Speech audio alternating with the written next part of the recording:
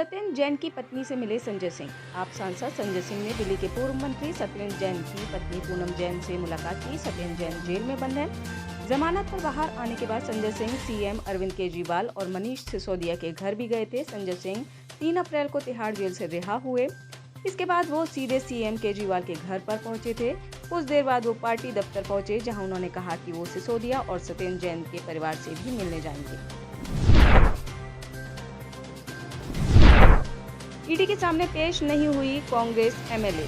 झारखंड कांग्रेस विधायक अंबा प्रसाद गुरुवार को मनी लॉन्ड्रिंग मामले में प्रवर्तन निदेशालय के सामने पेश नहीं हुई। अंबा ने मेडिकल ग्राउंड पर एजेंसी से समय मांगा है। उनके पिता योगेंद्र साव ने ये जानकारी दी। साव भी मंत्री रह चुके हैं। वह रांची स्थित ईडी के दफ्तर में पूछताछ में शामिल हुए थे। वह जमीन हथियाने और उगाही से जुड़े मामले की जाँच में शामिल हुए थे।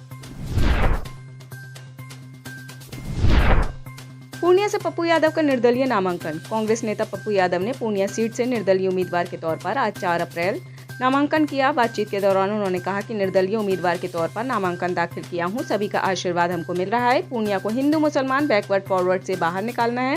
पूर्णिया नेता नहीं बेटा चाहते हैं। मुझे पूरी उम्मीद है कि जनता का साथ चुनाव में हमको मिलेगा। पूर्णिया की जनता चाहती है कि उद्योग धंधे लगे, फैक्ट्री लगे, विकास हो, अस्पताल हो, भ्रष्टाचार खत्म हो। सीएम केजरीवाल के लिए आई राहत की खबर। दिल्ली हाई कोर्ट ने गुरुवार को आम आदमी पार्टी के संयोजक अरविंद केजरीवाल को मुख्यमंत्री पद से हटाने की मांग वाली जनहित याचिका पर विचार करने से इनकार कर दिया। हिंदू सेना के अध्यक्ष विष्णु गुप्ता ने यह याचिका दायर की थी। इसमें कहा गया था कि आबकारी नीति घोटाले से संबंधित मनी लॉन्ड्रिंग मामले में ईडी द्वारा सीएम केजरीवाल की हालिया गिरफ्तारी के बाद पैदा हुई स्थिति संविधान के अनुसार सही नहीं है। समर्थन मूल्य पर लगा वादा खिलाफी का आरोप। लोकसभा चुनाव के मद्देनजर इन दिनों नामांकन भरने और आम सभाओं में एक दूसरे के खिलाफ आरोप प्रत्यारोप का दौर चल रहा है। कांग्रेस ने भारतीय जनता पार्टी पर वादा खिलाफी का आरोप लगाते हुए कहा है कि विधानसभा चुनाव के पहले 2700 रुपए प्रति क्विंटल के हिसाब से समर्थन मूल्य पर गेहूं खरीदने का वादा किया गया था, जो कि आज तक पूरा नहीं हुआ। भारतीय जनता पार्टी ने भी इस आरोप पर पलटवार करते हुए कमलनाथ की 15 महीने की सरकार की वादा खिलाफी का स्मरण कर दिया।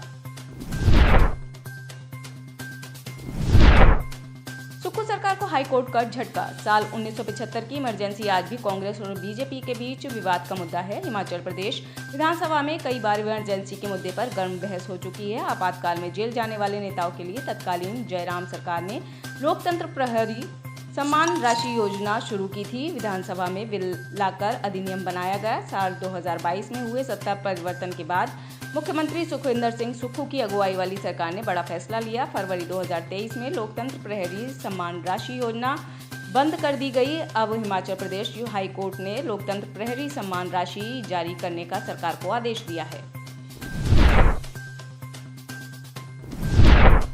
रणदीप सुरजेवाला को HSCW का नोटिस। यूपी के मथुरा से लोकसभा प्रत्याशी और एक्ट्रेस हेमा मालिनी को लेकर की गई टिप्पणी मामले में हरियाणा की राज्य महिला आयोग ने कांग्रेस नेता रणदीप सुरजेवाला से जवाब मांगा है। आयोग ने उनसे कहा है कि वे 9 अप्रैल को पंचकुला स्थित दफ्तर आकर मामले में स्पष्टीकरण दें। सुरजेवाला के बयान को लेकर बीजेपी उन पर हमलावर है। वहीं सुरजेवाला का आरोप है कि बीजेपी के IT सेल ने उनके वीडियो को काट छाट कर दिखाया है।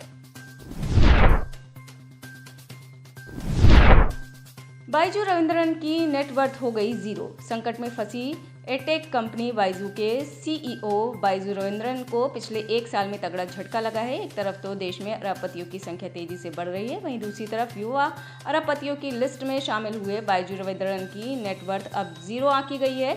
1 साल पहले उनकी नेटवर्थ 17,545 करोड़ रुपए थी। यह खुलासा फोर्ब्स बिलियनियर इंडेक्स 2024 के जरिए हुआ है।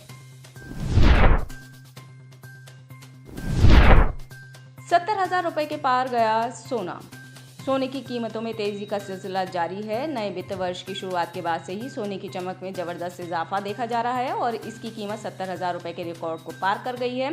सोने के साथ साथ चांदी की कीमत में भी बढ़ोतरी लगातार जारी है और यह भी 80,000 रुपए प्रति किलो से कुछ ही रुपए की दूरी पर है। टाल दिए जाए लोकसभा चुनाव। लोकसभा चुनाव 2024 को लेकर राजनीतिक पार्टियों के साथ साथ चुनाव आयोग भी तैयारियों में जुटा हुआ है। इस बीच दिल्ली में कोऑर्डिनेटिंग कमेटी ने मणिपुर में लोकसभा चुनाव स्थगित करने की मांग की। डीएमसीसी में कई मैतेई संगठन शामिल हैं, जिन्होंने चुनाव आयोग और भारत के चीफ जस्टिस DY चंद्रचूड़ को पत्र लिखकर मणिपुर में चल रही जातीय हिंसा के कारण वहां लोकसभा चुनाव टालने की मांग की। मणिपुर की 2 संसदीय सीटों आंतरिक मणिपुर और बाहरी मणिपुर के लिए 19 और 26 अप्रैल को वोट डाले जाएंगे। डीएमसीसी को इन क्षेत्रों में सुरक्षा को लेकर चिंता है। ईरान में जैश अल अदल का बड़ा आतंकी हमला। ईरान में बड़ा आतंकी हमला हुआ है। सुन्नी बलूच समूह जैश अल अदल ने साउथ ईस्ट ईरान में 3 सैन्य चौकियों को निशाना बनाया है। इस हमले में 3 सेना के जवानों और 10 अन्य लोगों के मारे जाने की खबर है। ये हमला ईरान के चाबहार, रस्क और सरबाज में हुए हैं। गुरुवार की सुबह ईरान के आंतरिक मामलों के उप मंत्री माजिद मिरहमादी ने मीडिया को बताया कि ईरान के चाबहार में कानून प्रवर्तन मुख्यालय और रस्क में रेवोल्यूशनरी गार्ड्स के बेस को निशाना बनाया गया है। ये दोनों स्थान सिस्तान और बलूचिस्तान प्रांत में हैं।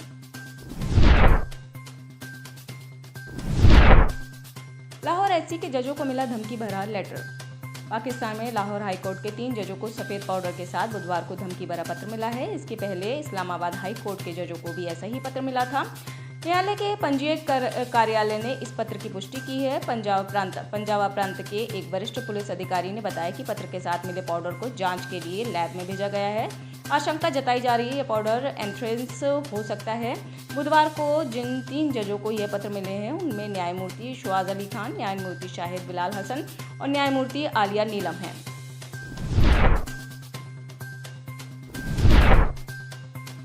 ताइवान के बाद भूकंप के झटकों से हिला जापान में गुरुवार 4 अप्रैल को भूकंप के जबरदस्त झटके महसूस किए गए। रिक्टर स्केल पर इसकी तीव्रता 6.3 मापी गई है। जापान के होन्शू में पूर्वी तट पर झटकों को महसूस किया गया। भूकंप की वजह से कंपन इतना ज़्यादा तेज था कि उन्हें चीन तक महसूस किया गया। जापान में भूकंप ऐसे समय पर आया जब बुधवार को ही पड़ोसी देश ताइवान में 7.5 की तीव्रता वाला जबरदस्त भूकंप आया। इसमें 9 लोगों की मौत की खबर है। खाने के लिए फूड बैंक पर निर्भर। अमेरिका में इस समय 2 करोड़ 24 लाख एशियाई मूल के लोग रहते हैं। इनमें सबसे ज़्यादा चीन और भारत के लोग हैं। जो लोग वहां जाकर बसे हैं उन्हें लेकर बाहर के लोगों में यह धारणा है या ऐसा माना जाता है कि ये लोग बहुत अच्छी कमाई करते हैं और अच्छा लाइफस्टाइल फॉलो करते हैं। हालांकि सच कुछ और ही है। अमेरिकी थिंक टैंक प्यू रिसर्च ने साल 2022 में एक सर्वे किया था जिसमें यह आंकड़ा सामने आया है। अमेरिका की जनगणना के आंकड़ों से पता चला है कि यहाँ रहने वाले 10 एशियाई लोगों में से एक गरीब है, लेकिन भारतीय अमेरिकी अच्छी स्थिति में है। सबसे कम गरीबी इसी समुदाय में देखी गई है। इजरायली सेना कर रही AI सिस्टम का इस्तेमाल। इजरायल और हमास के लड़ाके गाजा पट्टी में आमने सामने हैं। खुफिया सूत्रों के मुताबिक गाजा में अपने संभावित लक्ष्यों की पहचान करने के लिए इजरायली सेना की ओर से लेवेंडर नामक एक AI सिस्टम का इस्तेमाल किया गया है। आपको जानकर हैरानी होगी कि इस AI सिस्टम ने एक बार करीब 37,000 फिलिस्तीनियों की हमास के साथ संभावित संबंधों के बारे में पुष्टि की थी। आप इस खबर के बारे में क्या सोचते हैं, हमें कमेंट सेक्शन में बताएं। साथ ही ब्रह्मास्त्र न्यूज को सब्सक्राइब और शेयर भी जरूर करें।